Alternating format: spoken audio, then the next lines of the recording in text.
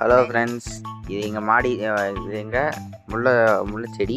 இந்த முல்லைச்செடியில் வந்து நிறைய பூ பூக்கும்.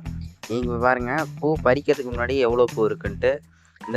இந்த செடியில் வந்து இந்த செடியெலாம் சீசன் டைமில் இருக்கிறனால நிறைய பூ பூக்குது.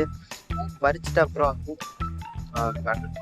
இது வந்து கீழே எங்கள் தோட்டத்துலேருந்து ஏதோ எங்கள் கீழே அந்த செடியிலேருந்து வருது.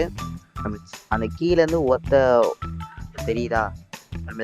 அந்த செடியோட இலையிலேருந்து இவ்வளோ தூரம் ஏறி மேலே ஏற்றி விட்ருக்கோம். இது வந்து அந்த பந்தல் போட்டால் கூட இவ்வளோ வராதுங்க. அவ்வளோ நிறைய பூ பூக்கும். சீசன் டைம்னால நிறைய பூ வருதுனால எவ்வளோ பறிச்சா கையே வலிக்கும். அந்தளவுக்கு நிறைய பூ தரும். அது இல்லாமல் இது கொஞ்சம் குசும்பு. இது வந்து உள்ள எங்கேயாச்சும் பூ மறைச்சி வச்சுக்கோ. எவ்வளோ தூரம் தோண்டி பறித்தாலும் பெயின் கொடுக்குற மாதிரி பிடுங்க வேண்டியதாக இருக்குது இதில் பூலாம்.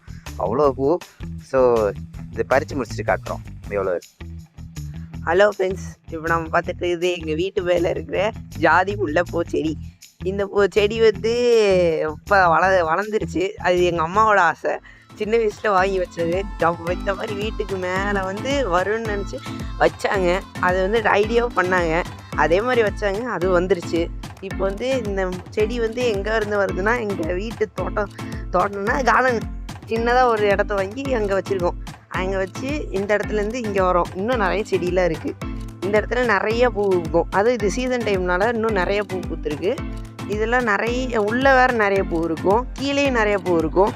அதாவது இப்போ பார்த்துட்டு இருக்கிறது மேலே மட்டும்தான். கீழேயும் பூ இருக்குது. நடுவில் நாங்கள் எப்போவுமே மேலே மட்டும்தான் பறிப்போம். மேலே பறிச்சாவே நிறைய பூ வரும். அதாவது 2 முழம் 3 முழம்லாம் வரும். கீழேயும் சேர்த்து பண்ணால் அது 1 முழம் வரும், 2 முழம்னு வரும். அதனால் இதான் பறிச்சுட்டு முடிச்சுட்டு நாங்கள் காட்டுறோம். அது ரொம்ப நீங்கள் பாருங்கள்.